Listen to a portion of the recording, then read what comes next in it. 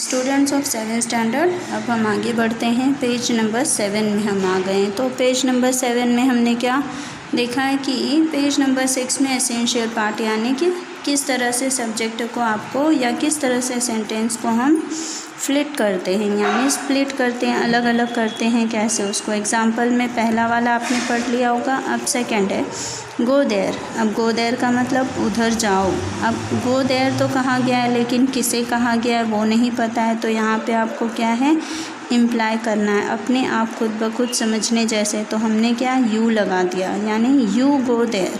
अब यू क्या है वो अंडरस्टैंडिंग है, तो यू को हम सब्जेक्ट बना देंगे and go there is predicate.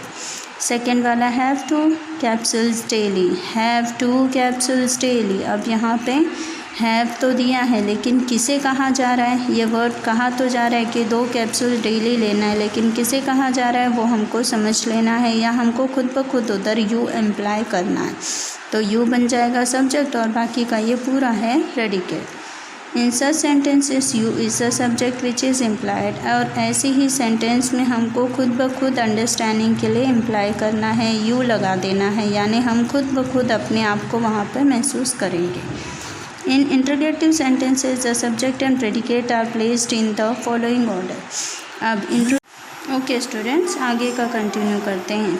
तो यहाँ पर हमको क्या करना है, इंट्रोगेटिव सब्जेक्ट्स में सब्जेक्ट और प्रेडिकेट जो होता है वो हमको प्लेस करना होता है। प्लेस यानी उसकी ऑर्डर में उसे लगाना होता है। जैसे एग्जांपल में दिया है व्हाट आर यू डूइंग। अब यहाँ पे व्हाट आर जो है ये प्रेडिकेट बन गया है, यू खाली यू जो है वो सब्जेक्ट है और डूइंग भी फिर प्रेडिकेट में। यहाँ पे अपना क्या होता है कि सेंटेंस जो होता है, सेंटेंस तो इंट्रोगेटिव होता है, इसीलिए हमारा सब्जेक्ट और प्रेडिकेट जो है वो आगे और पीछे हो जाता है। सेकेंड वाले में have you been to the market. अब यहाँ पे भी यू जो है वो सब्जेक्ट है, बाकी ये हैव प्रेडिकेट है और आगे का भी प्रेडिकेट है। तो इस तरह से इंट्रोगेटिव सेंटेंस में उसकी सीक्वेंस चेंज हो जाती है।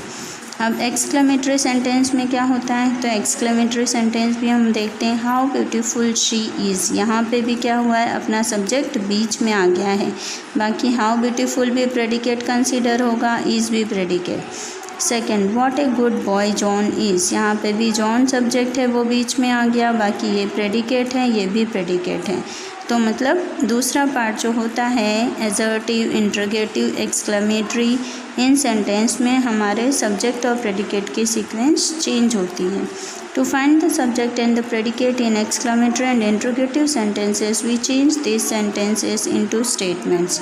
अब इस जगह पे हमको क्या है, प्रेडिकेट और सब्जेक्ट की जब चेंज हो जाती है जगह, तो एक्सक्लेमेटरी और इंट्रोगेटिव सेंटेंसेस में तब हम क्या करते हैं, we change this sentence into statement. तब हम इस सेंटेंस को स्टेटमेंट्स में यानी दूसरे छोटे छोटे सेंटेंस के रूप में बदलते हैं। Examples what are you doing, you are doing what. अब व्हाट आर यू डूइंग ये सही है, उसको हम जब चेंज करेंगे तो उसका मतलब अपने को अगर आपको सब्जेक्ट आगे लेना है तो हम यू आर डूइंग व्हाट ये बन तो जा रहा है लेकिन इसका सही अर्थ नहीं बन रहा है। It is now easier for us to identify the subject which is you and the predicate is are doing what। अब ये हमने खाली समझने के लिए कि सब्जेक्ट को हमको आगे लेना है तो हमने ये अपने समझने के लिए, अपनी सहूलियत के लिए इसको आगे लिया है, लेकिन एक्चुअली में सेंटेंस तो यही है।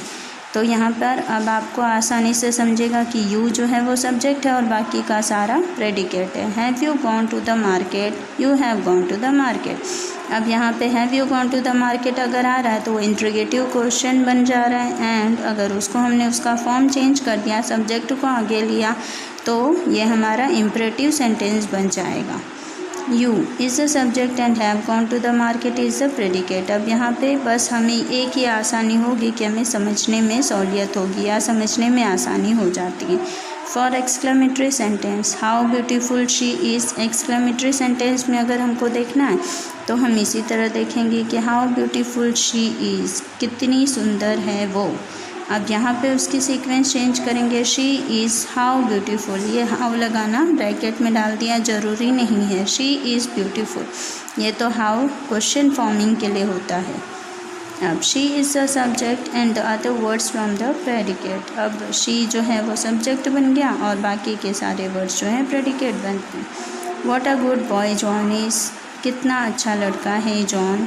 यहाँ पे John is a good boy, what लगाना ज़रूरी नहीं है इम्परेटिव में। उसके बाद John is the subject and the other words from the predicate. अब जॉन जो है वो सब्जेक्ट हो गया और बाकी के सारे वर्ड्स जो हैं वो प्रेडिकेट। अब इस तरीके से सेंटेंस मतलब 4 काइंड होती है। कौन सी एजर्टिव, डिक्लेरेटिव, एजर्टिव को ही हम डिक्लेरेटिव कहते हैं। सेकंड हमारी होती है इम्परेटिव, थर्ड हमारी होती है इंट्रोगेटिव एंड फोर्थ हमारी होती है एक्सक्लामेटरी। तो लास्ट पेज में हमने 2 सेंटेंस जो है वो सिंपल होते हैं। एजर्टिव डिक्लेरेटिव में क्या होता है कि उसमें सिर्फ सेंटेंस बताए जाते हैं, डिक्लेयर किए जाते हैं कि ऐसा हो रहा है।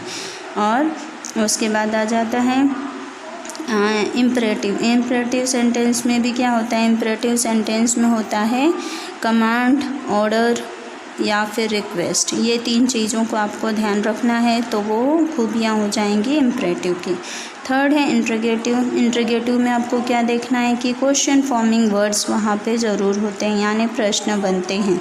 लेकिन प्रश्न बनते हैं तो सेंटेंस थोड़ा सा कंफ्यूजिंग हो जाता है, आपको सब्जेक्ट प्रेडिकेट अलग करना मुश्किल होता है। तब हम क्या करेंगे, वहाँ पर जो सब्जेक्ट है उसको आगे ले लेंगे तो हमको आसानी होगी समझने में।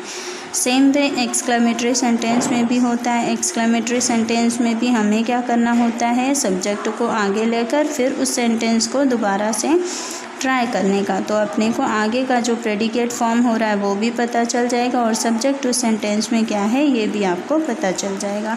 तो अब आप समझ गए होंगे सेंटेंस के काइंड्स और सेंटेंस को फॉर्म करने का, सब्जेक्ट या प्रेडिकेट में डिवाइड करने का तरीका। अब एक्सरसाइज बी है। एक्सरसाइज बी जो है वो हम आपको ये एक्सरसाइज बी है, एक्सरसाइज बी का आपको PDF भिजवा देंगे।